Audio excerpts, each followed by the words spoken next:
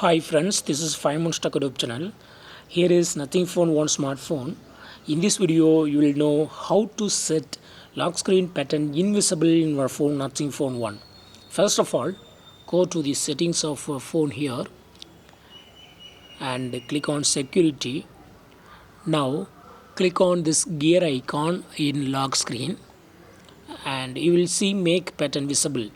So if it is turned on, when you put lock screen and try to open with your pattern, there will be a line tracking.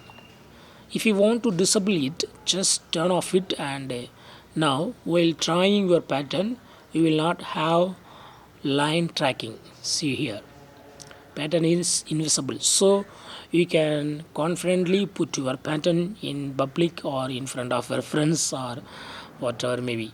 So in this way you can easily make pattern invisible in your phone Nothing Phone 1. That's all friends, thanks for watching, bye.